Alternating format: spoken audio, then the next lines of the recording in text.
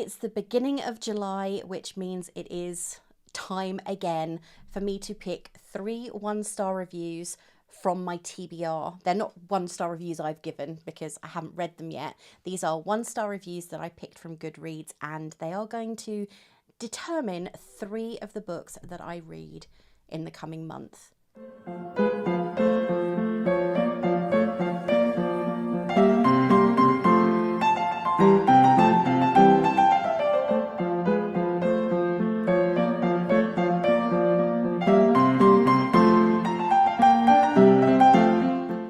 Hey everyone, it's Ray. Welcome to my little bookish corner of the world, and I'm really pleased that you've joined me here yet again. Today I am going to be picking 3 one-star Goodreads reviews, and they will determine 3 of the books that I read in July. In May, I didn't have much luck with these. In fact, I believe every single one of the 1-star review books that I read have ended up on my unhaul shelf. This month, you're gonna see there's a slight improvement, so I'm gonna get down to it because there is so much going on, and I will obviously be talking about the 3 that I read. Did I think they were deserving of 1-star reviews? Did I rate them any higher? Did I like them any better? Did I see any actual evidence that these 1-star reviews were fair? But to be fair, everybody has an opinion and everyone is entitled to their own view. So I'm not going to say those reviews were wrong. I'm just going to say that they may have been different to my own. In the case of May's books, not so much. Though my opinions were different, they did still rate quite low star reviews. Okay, so the first book I have got on my list is actually the first one I read, and it is the second book in a series because I'd already read the first one, and that is God's Grave from the Nevernight series by J. Kristoff. Now, I loved Nevernight. I read it very, very quickly. I found that the character, Mia Corvette, was a fascinating character. I loved her development, her growth, the changes, and the fact that she had such a determined nature. In God's Grave, yeah, but I'm going to start with the 1-star review that had me picking this book off the shelf in the first place, because certain elements of it, I'm going to say, weren't actually unfair. The review itself is, "This is the first 1-star I have ever given a book. Very disappointing. The characters were flat, no growth or depth since the beginning of the first book." Now, I have given 1-star reviews to several books, not loads, but several books. I don't rate a book I DNF because I don't think it's fair, but plenty of other people will disagree with me. I just don't think I can say I didn't enjoy it enough to read it, but then I don't rate it and I don't add it to my book count for the year. This book was nowhere near as good as Nevernight. I have to be honest. I didn't enjoy it anywhere near as much as Nevernight. I believe I gave Nevernight 4.75 stars on the rating scale. I'd say that this was probably closer to a 3.75. Mia is still a fantastic character. She has got her goals in mind. She is very goal-oriented as a character. She knows exactly what she wants, and she's going to do everything she can in order to get it. However, and this is why it dropped a full point against the first book in the series, the reviewer was, to a degree, very right. Mia has still got her goal. She still wants to kill Julius Scaver, the man who she feels was responsible for the death. No, not feels. He was responsible for the death of both her parents and her younger brother. And she is determined. That's her sole purpose in life, is to get revenge for this absolute decimation of her entire childhood. In fact, he tried to kill her and she was just lucky enough to survive. But she shows no growth. Because this is her sole purpose, her only goal, there is no character development. She doesn't grow as a person. There are changes in her relationship status, and she does certain things in order to get where she's going, but this is no development of her as a person. And that to me was a bit annoying, as were the 3/4 of a page footnotes, which I admittedly did start to skip halfway through the book. There are a lot of footnotes in this book. In fact, there are a lot of footnotes in pretty much everything I've read by J. Kristoff, including the books he wrote with Amy Kaufman, the Gemini, the Aurora Rising, the Aurora Cycle, and also in Illuminae. They both had a lot of footnotes in them, but they felt kind of more relevant because of the way that the books were written. This is written as a story, and still there are extensive footnotes. And after a while, they do become quite tiresome, because I think a lot of the backstory that they detail could have been used in the story itself. Anyway, that's neither here nor there. My main gripe, and why I dropped it down from the 4.75 I gave Nevernight, is because I found that the 1-star reviewer was, to a degree, right. Mia shows no character development, no growth. She is the central character. She has got the whole way through the book, she has got one purpose, one thing in mind. She wants to kill Julius Scaver and anybody else who was involved in the deaths of her family, which is great. Well, not great, but it is an understandable goal. It's vengeance. It's kind of like Inigo Montoya in The Princess Bride. I am Inigo Montoya, you kill my father, prepare to die. This is pretty much her story. But as a young adult, you expect her to have some further growth and development as a character, and she doesn't have it. But I don't think it's worth a 1-star review because of that, because the writing is very good, and the other characters that you get introduced are incredibly interesting, and they have stories themselves, and I loved learning those. I just don't think that this was as good as Nevernight, which makes me a bit concerned for the third book in the trilogy. But I am still going to read it. So that was God's Grave, and it's not going to end up on my unhaul shelf, because it's part of a series, and I try and, if I'm going to unhaul a series, I unhaul all of it, not one book of it, because it just doesn't feel right. But I don't think it's worthy of that. I think it's still a good book. It's just not as good as the first one.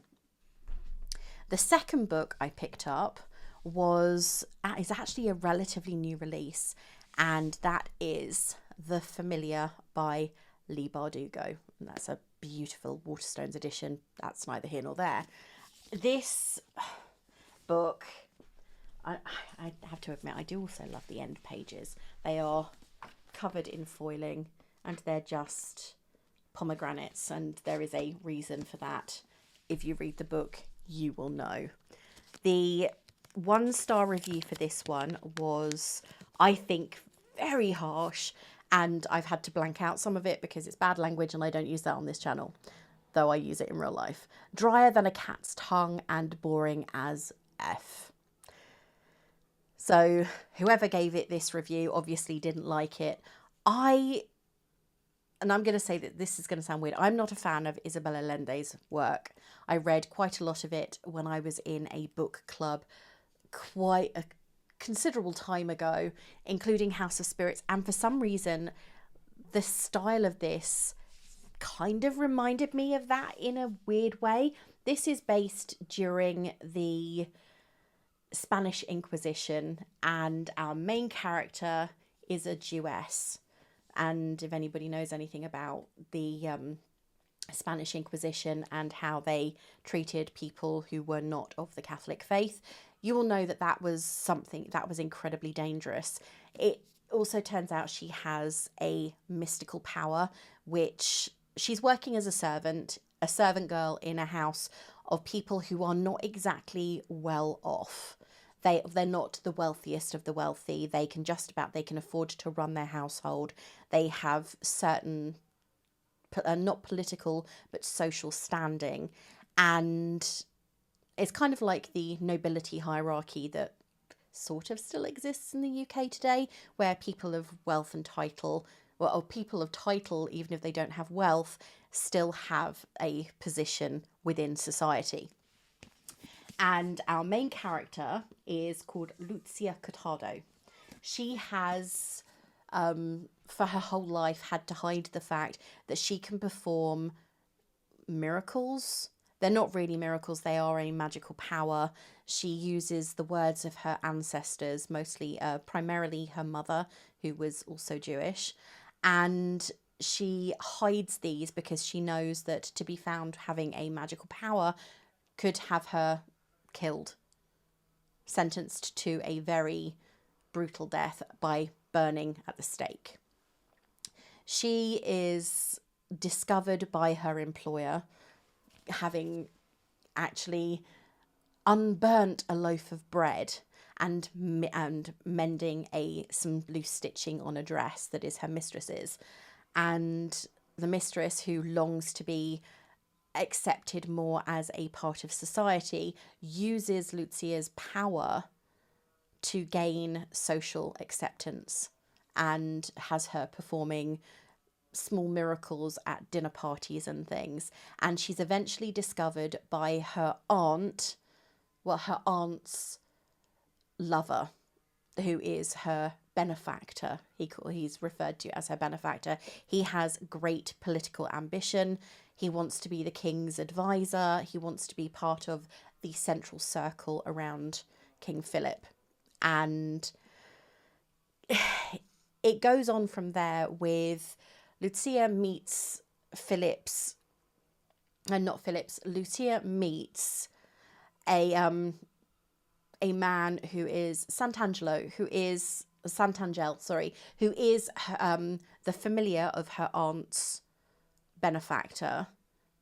And it turns out that he is tied to this man by a curse or a wish that occurred several generations earlier in the benefactor's family. He is his familiar, but he is also his prisoner. And initially, it is Santangel's actual motivation is to get Lucia to take his place as the familiar, and so he can gain his freedom. And such begins a lovely but very gentle love story between Lucia and Santangel that is, it's almost like closed door, but not. It's not erotic and blatant. It is subtle, gentle, not quite fades to black, but also not explicit. You know, I can't explain. I'm finding it very, very difficult to explain how it is not what you become accustomed to. It's definitely nowhere near as obvious as the throne love scene in Iron Flame, for example. It is more whispered voices and gentle sighs. There you go. That's a better description for it.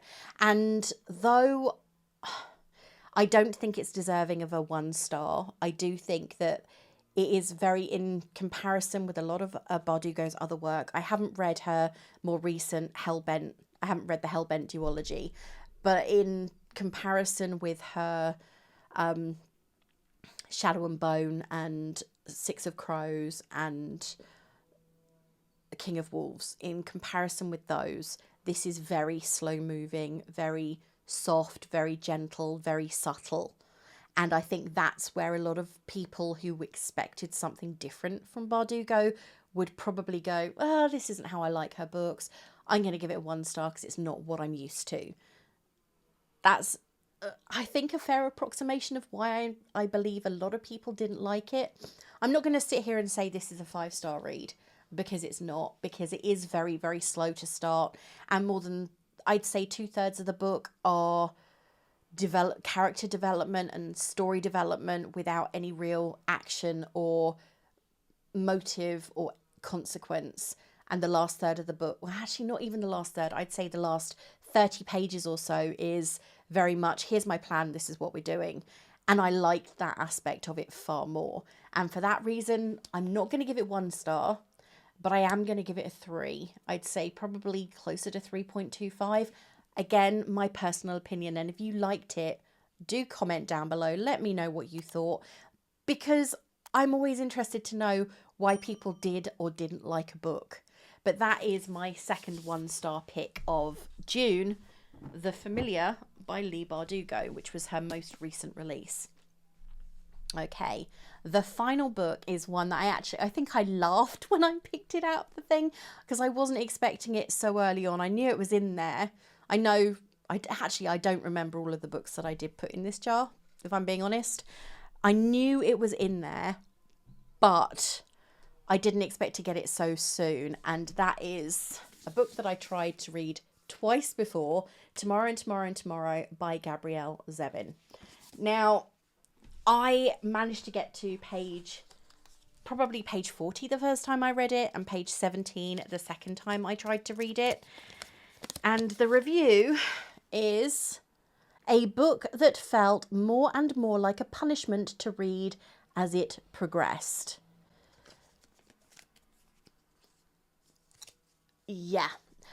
I read it. I finally finished it. I'm really pleased to say I managed to get through all of this on Friday afternoon. I picked it up, told myself, just push through it, Ray. Just do it. You can finish this book. I'm trying not to DNF as much. Well, I'm trying to DNF books when I don't enjoy them, because I think that that's a healthy lesson to learn. But I also wanted to give it a fair go, because I've spoken with so many people who absolutely loved this book. This was their Clytemnestra, which, if you've watched any of my videos before, you will know was my top read of 2023. And I'm hoping that Babylonia, which comes out on the 4th of July, which is election day in the UK, but not doing politics, comes out on the 4th of July, and I cannot wait. It's our book club read for July through August, and it's going to be the only time that we pick a book that is brand new and has cost us considerable sum in comparison with the other books that we've purchased and read for book club. Anyway, Tomorrow and Tomorrow and Tomorrow by Gabrielle Zevin was one of those books that was so highly recommended. As you can see, I've got the hardback, and the paperback has been out for a while. So this has been on my shelf pretty much since it came out. And I didn't, as with a lot of the books I purchased brand new, I don't read them immediately. If I did, I'd be literally going, pick up a book, read a bit, pick up another book and read a bit, because I buy, like many readers, I buy a lot of books. And I loved the cover. I loved the concept. The character's actually the same age as me. She's born in 1974. But I couldn't get into it the first time. The second time I read a certain way and went, no, I'm just not in the right frame of mind for this. And I honestly thought it was because I wasn't in the right frame of mind. I wasn't in the right mood. And then I picked it up on Friday, read the whole thing, finished it by about, I want to say about 5:30, because I finish early on a Friday, which is great. I love finishing at 12:30 on a Friday. And I came away from it thinking, well, okay, it was all right. It wasn't amazing. I didn't read it and think, oh, I love these characters. I care about them so much. I found the timeline very confused. I know that it was actually linear, that's fine, but I still found that there were certain elements of it. It went through a long period where we were getting detail about everything, and then all of a sudden we skip 5 years, and I'm thinking, well, okay, what was that about? And I don't like criticizing my friends' choices. In fact, I'm not going to criticize my friends' choices, because everybody likes different things. But this book was not, isn't one I'm going to pick up again. In fact, it probably will go on the unhaul shelf. Not even at some point. It will probably go on the unhaul shelf after I've recorded this video. And I don't think this particular author is for me. I'd like to say I'm going to pick up another book by her and give her another chance, because maybe it was just this book wasn't for me. But no, I just didn't like it. I didn't like the characters. I didn't like the story development. I have to be honest, at the end I did sort of well up a little bit, but I didn't cry. I like it when books make me cry. I mean, neither of the others did either, but I don't think their intention was to do so. I think this was supposed to give me the feels, and it kind of didn't. It did to a degree, but not enough for me to sit there going, oh my God, that was fantastic. But again, my personal opinion, I'm not going to say everybody sit there and go, oh, I didn't like this book. This was my view. And for me, Tomorrow and Tomorrow and Tomorrow was a 2-star read. Again, my personal view. Maybe it just wasn't, again, the right time. But I did manage to finish it. And that for me was a big deal, having tried to read it twice before. So those are my 3 books for June. And as it's the beginning of July, it's time to pick out 3 more. I'm not dreading this at all after the last couple of months. Need to get my trusty tablet and make sure that it's actually on, because it keeps on dying on me. Doesn't keep a charge for very long, which is a bit annoying. But I've got my list up, and let's pick my first book. I'm going to try and give it a fair shot. I have to be honest, I am dreading it because there are some in here that I've postponed for reasons. And as I said, Tomorrow and Tomorrow and Tomorrow I had tried to read several times before. Okay, so this is... Oh. I get a feeling I know what this is. Why must retellings always make villains out of the original story's characters? And this is book 45. And I'm going to say, before I even look at my list, I think this might be Fair Rosaline. Just a guess. So 45. And I was right. Fair Rosaline by Natasha Solomons. There we go. Fair Rosaline. So that's book 1. Okay. I'm guessing that they've made a villain out of Romeo or Juliet, because it is a story about his first love, who is mentioned like twice in the play. Okay. Book. I don't want them to all be in the 40s or something, so... Okay, it's a pink one. Book 12. I can't do it anymore. I surrender. I literally hate this book. Oh God, that doesn't sound positive. So that's book number 12. Tress of the Emerald Sea by Brandon Sanderson. Oh, where is that? That's a good question. Where is that? Oh, there it is. Okay. So, I have a bit of a story with this one, or rather with the entirety of his Hidden Tales. I've read 2 of them so far. The Frugal Wizard's Handbook to Navigating Medieval England, I believe, and Yumi and the Nightmare Painter. I haven't enjoyed either of them, so I'm a bit nervous about that, and that's probably why this one hasn't been read yet. It's been on my shelf literally since it came out. So that is Tress of the Emerald Sea by Brandon Sanderson, whose writing I actually enjoy, and I am waiting quite anxiously for the 4th book in the Skyward series. Okay, final book.